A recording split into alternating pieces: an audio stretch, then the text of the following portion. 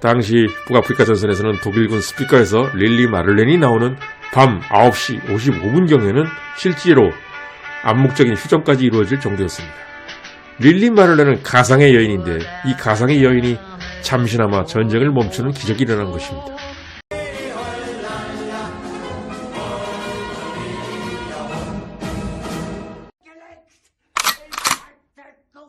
구독자 여러분 안녕하십니까. 만물상자TV 전쟁의 모든 것 인사드립니다.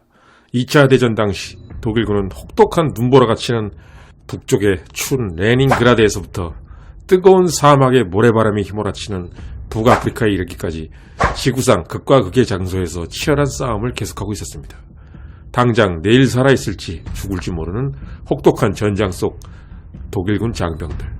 전쟁터가 아니더라도 군인들에게 위안을 주는 것은 뭐니뭐니 해도 자신을 사랑하는 아리따운 여자와 가족의 사랑이었습니다. 이런 병사들의 연인에 대한 사랑과 가족에 대한 마음을 자각하는 노래가 2차 대전 기간 중 있었습니다. 특히 이 노래는 너무나 유명해서 2차 대전에 참전했던 전 독일군이 알고 있었고 적국인 연합군까지 알고 있었다고 하니 국적을 불문하고 2차 대전 기간 동안 싸웠던 모든 군인들이 애창했던 대표 노래라고 할 수 있겠습니다. 이 노래는 바로 릴리 마를렌, 2차 대전 주요 이슈. 오늘은 바로 2차 대전 유럽 전선에서 싸웠던 모든 군인이 알았던 그 노래, 릴리 마를렌의 이야기입니다. 1942년 10월 말 북아프리카 전선, 독일 아프리카 군단의 방어 진지를 돌파하려는 영국 8군과 이를 막는 독일 아프리카 군단과의 처절한 사투는 한낮 동안 계속되었고 드디어 사막의 저녁이 찾아옵니다. 갑자기 조용해진 전장. 포송이 멈추고 전 장병들 모두가 하루의 피로를 씻고 휴식 준비를 하던 그 시각, 독일군 진지에서 한 곡의 애틋한 노래가 확성기를 통해 영국군 진지를 향해 퍼져나왔습니다. Vor der Kaserne, vor dem großen Tor, stand eine Laterne und steht sie noch davor. So wollen wir uns da wiedersehen, bei der Laterne wollen wir stehen, wie einst Lili Marleen, wie einst Lili Marleen.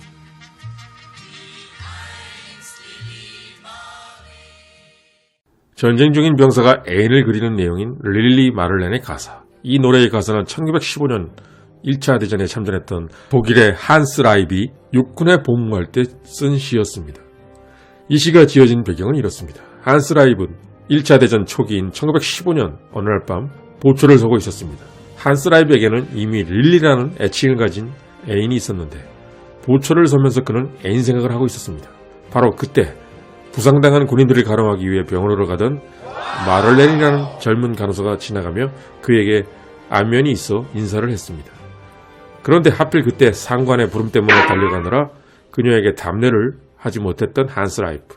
보초가 끝나고 다시 막사로 돌아온 한스 라이프는 침대에 누워 원래 애인이었던 릴리와 방금 자신에게 인사를 했던 마를렌이라는 아름다운 간호사의 모습을 머릿속에 그리며 잠들게 되는데 이 두 여자의 이름을 한데 묶은 가상의 여인을 릴리 마를렌이라고 부르게 되고 이를 소재로 시를 쓰게 된 것입니다. 그 시의 제목은 젊은 초병의 노래.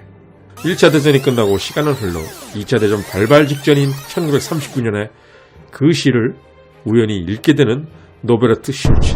노베르트 슐체는 나치 독일 시절 활동했던 작곡가로서 주로 2차 대전 당시 불리던 많은 군가들을 다수 작곡했습니다. 노베르트 슐체는 이 시를 가사로 해서 곡을 만들었는데 가수인 랄레 안데르센이 이 노래를 부르게 됩니다.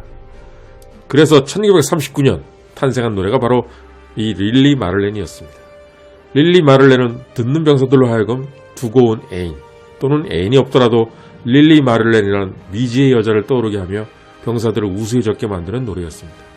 혹독한 전투 상황 속에서 이 노래를 들은 북아프리카 병사들은 우수에 젖어들고 릴리 마를렌 노래의 주인공 릴리 마를렌은 병사들의 마음속 애인이 되어갔습니다.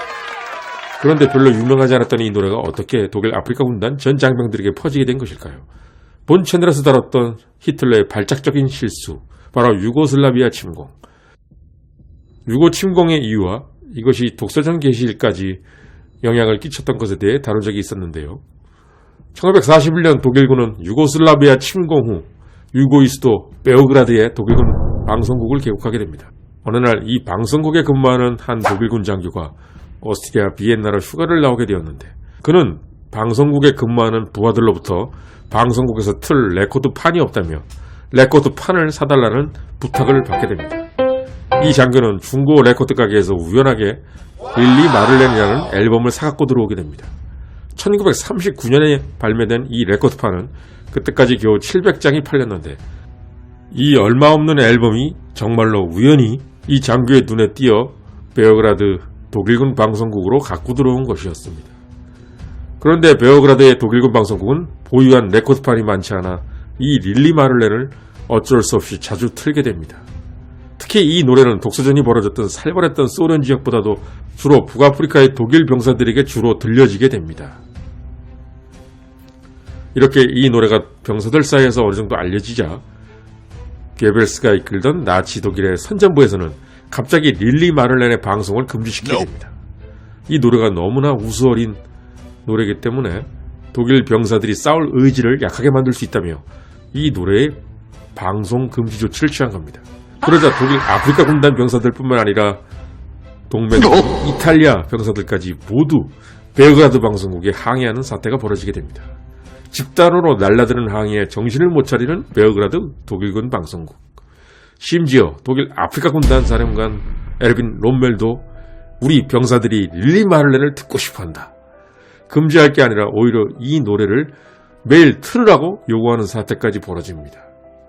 롬멜을 비롯한 독일 아프리카 군단 전 장병의 항의가 빗발치자 선전상 괴벨스도 어쩔 수 없이 방송 금지를 철회하게 됩니다.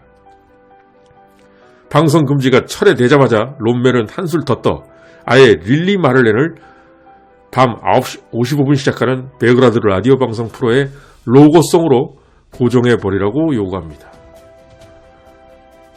당시 북아프리카 전선에서는 독일군 스피커에서 릴리 마를렌이 나오는 밤 9시 55분경에는 실제로 암묵적인 휴전까지 이루어질 정도였습니다. 릴리 마를렌은 가상의 여인인데 이 가상의 여인이 잠시나마 전쟁을 멈추는 기적이 일어난 것입니다.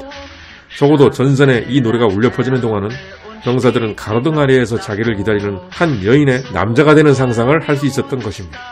당시 참전했던 어느 독일군 병사의 증언에 따르면 어느 날 스피커에서 릴리 마를렌이 흘러나오자 반대편에 영국군 참호에서 영국군 하나가 이렇게 외쳤다고 합니다. 소리 좀 키워줘. 로고송으로까지 고정된 이 중독성 있는 노래는 북아프리카의 영국군에게까지 퍼지게 된 겁니다. 한마디로 이 노래를 듣고 느끼는 감성은 국적을 가리지 않고 독일군이나 연합군이나 인간이라면 그리고 군인이라면 똑같았던 것입니다. 이 노래는 북아프리카에서 제일 먼저 들려지기 시작했지만 이후 1944년 노르망디 산후작전이 벌어진 후에도 어느 미군 병사가 가지고 있는 트럼펫으로 릴리 마를렌 노래를 연주하자 대치하고 있던 독일 병사가 눈물을 흘리며 항복했다는 일화가 있을 정도로 서부전선 전체에 널리 퍼지게 됩니다. 심지어 독일과 연합군 포로들이 수용된 포로 수용소에서도 양측 군인들 간의 릴리 마를렌 부르기 경쟁이 벌어질 정도였습니다. 목숨이 왔다 갔다 하는 극한의 전쟁터. 이 전쟁터에서 독일군과 연합군 병사들은 힘들 때마다 릴리 마를렌이라는 가상의 여자에게 위로를 받으며 극한 상황을 버텨나갔다고 할 수 있겠습니다. 후에 연합국은 원곡 가수인 랄레 안데르센 말고 마를렌 디트릴이라는 독일계 가수가 부른 릴리 마를렌을 정식으로 연합군에게 들려주기 시작했습니다. 이 노래는 게벨스 말대로 사기 저하가 아니라 오히려 독일군, 연합군, 전 장병을 위로하는 노래가 된 것입니다. 그런데 이렇게 유명한 릴리 마를렌은 아이러니하게도 북아프리카와 서유럽 전선에서 독일군과 연합군 사이에서 널리 불려졌지만 동부전선에서는 뚜렷하게 불려졌다는 기록이 없습니다. 그만큼 동부전선은 서부전선에 비해 우수에 잠길 여유도 없이 훨씬 더 살벌한 곳이었다는 사실을 말해준다고 할 수 있는 것입니다.